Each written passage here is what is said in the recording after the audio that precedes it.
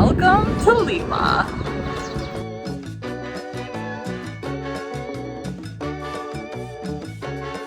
Just finished our tour and it was so interesting. I actually just found this on Google. we didn't come here expecting this to be in the center of the city in Miraflores, but it's so interesting. It's over 1,000 years old. We had a really nice English-speaking Peruvian tour guide, and I highly recommend, I'll put the name here because I don't know it, how to say it, but I highly recommend checking this out.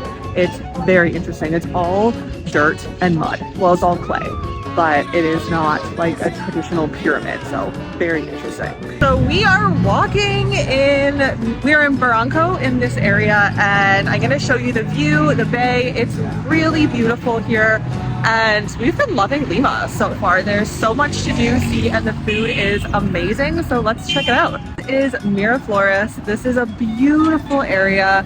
There are so many really nice apartment rentals, and honestly, our Airbnb rental was extremely affordable in Barranco. So if you're looking for somewhere that's amazing food, affordable accommodation, but also really affordable food prices for any of the local food, which is such good food, then Peru, and Lima specifically, is probably for you. You may have seen my previous video about Peru's potential digital nomad visa. It was released a few weeks ago that in writing there are talks of the nomad visa, and I'm going to be keeping you updated on this channel. Whatever happens with that, I'm sure it will come into fruition at some point. So I'll keep you updated. I'm also going to meet with my lawyer in Peru tomorrow.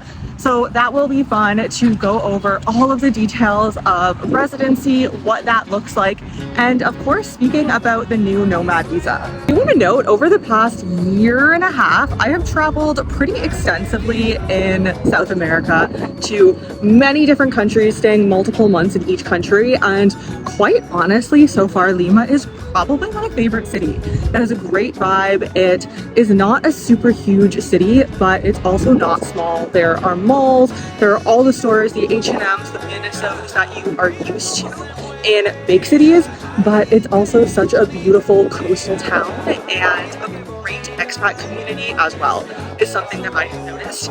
There are so many foreigners here, especially in Miraflores and Barranco, this area right here, and the water is just behind me, so we're gonna check that out in a minute, but it has a really great vibe. If you have not been, I recommend coming and checking it out. This here is the mall in Miraflores. It is so beautiful. It is kind of carved into the rock on the side of the coast here, and a small mall, but really nice. And like I said, a lot of foreigners in this area near this mall specifically. So if you are looking to be with the other expats and foreigners, then Miraflores, Barranco is the place.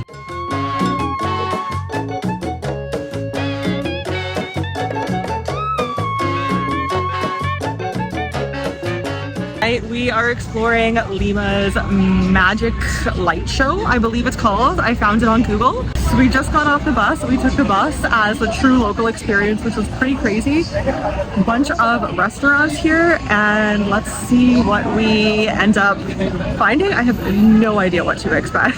And first stop of the night, as soon as we get off of the bus stop, is all of the lines and lines of restaurants. Peruvian food is... So one thing that we found really interesting, we've been here for just over a week, and the fried rice dish here in Peru is called chaufa, which I lived in China for 4 years. In China, it's called chaufan. There's a lot of Asian Chinese influence here, and the food definitely does reflect that, surprisingly enough.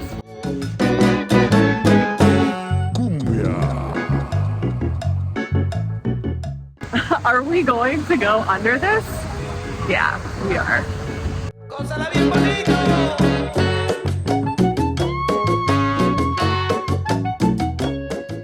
So I'm walking down. This is Barranco, one of the main foreigner areas in Lima. Stunning. The water is just in front of me. I'm just going for a walk there, but I was talking to my lawyer the other day about this, and it's so interesting just how many buildings are going up here. There are so many new apartment buildings, and this is the end of 2023. There are already quite a few apartment buildings, but they're putting up so many more. There's construction right up here in front of me, and he was talking about how a lot of these are simply just going to be Airbnbs because this is where the foreigners want to be. So I think this area, Miraflores, San Isidro, all going to be really interesting and continuing to be up and coming areas for foreigners in the future. But this area is stunning, but there is quite a bit of construction. There's construction right up in front of me. I've been absolutely loving Lima lately. It is not at all what I was expecting.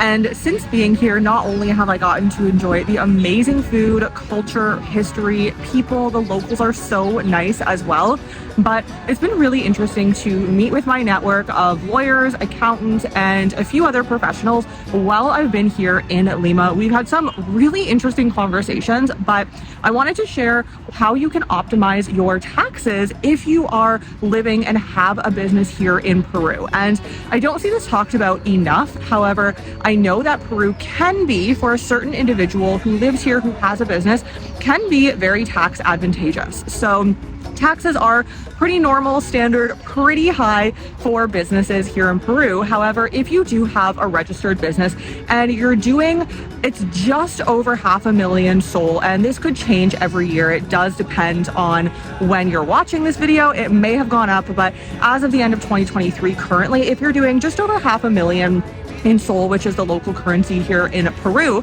per year in your business, you can actually benefit from an amazing tax rate of 1.5%. So I have had some clients who I've set up in the past who want to live here and have their business structured here, who have sought this option because this is such a wild tax optimization hack. It's something that I don't see talked about enough. There are so many countries in Latin America, in South America now, that have amazing residency, citizenship programs, easy to open bank accounts, easy to get businesses that are open in that country, and then optimize yourself for that business tax. However, I don't see the advantages of Peru talked about enough. So that's one thing that I did want to mention here. And if you are interested in moving to Peru, especially as a foreigner, it's stunning. I recommend coming here, visiting for a month or two, and seeing if it's an area that you would want to stay in. This right here behind me is Barranco, right on the coast in front of me. It's absolutely stunning. I did not expect this from Peru at all, but I'm probably loving it here more than any other country that we've been to in Latin America, quite honestly, this year so far. The vibes, the food, everything. And if you are wanting to structure your business here, you can benefit from 1.5% tax rate. So if a business in Peru is something that may be in the books for you in the future, feel free to reach out to me. All of my links and my email is below. You can get in touch with me. We can chat about what your business structure may be and how we can potentially, depending on your business activity, get that down to 1.5% tax. And of course, I had to mention banking. Now, banking is a topic that's always on my mind, and I know likely on yours as well. In the different communities that I'm in, I have seen so many more regulations, even just in the last 6 months, for not only personal, but also for business banking. So bank accounts is always front of mind for me when traveling. And my contacts here in Peru, while you typically cannot open a bank account here or in most countries as a tourist, as a non-resident without that resident permit of any type, here in Peru, we have some amazing contacts on the ground. If you are looking to open a bank account, yes, as a tourist, you can get a very reliable bank account here in Peru, and it will include transfers in and out for a very low monthly fee. So if that is something that you're interested in, you do want a bank account in Peru just to further your diversification options as a global citizen, again, feel free to reach out. All of my links are below and we can get that set up for you. Today we are exploring downtown in the center of Lima in Peru. Got some Christmas decorations. Let's see what we get up to today. I've said it a million times, but Peruvian food is the best food. I love seafood. I don't eat meat, I eat fish. So this is definitely my place. And we are almost in the center, not quite yet, but there are so many restaurants just lining this strip. So we're gonna find somewhere authentic to eat some good seafood today. I am shocked. This is the second time today that I've seen this logo. American Express at just a very local Peruvian restaurant. And then the other time I saw it was just at a little shop where we bought an empanada. So Amex, haven't tried my Amex yet, but maybe I will. Maybe it'll work, maybe it won't, but kind of cool. So we're at a local Peruvian restaurant and there's a whole meal. So it's an entree, a like soup or some sort of appetizer, and the drink is 12 soles, which is the Peruvian currency. So that's about, this is my conversion process. I go to double that, which is like 24 RMB. I convert to RMB a lot, and then converting from RMB to Canadian. So 25 RMB is like 5 Canadian dollars.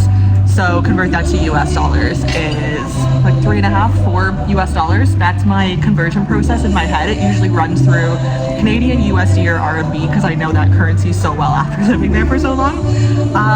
But yeah, not bad for 3.5, 4 US dollars.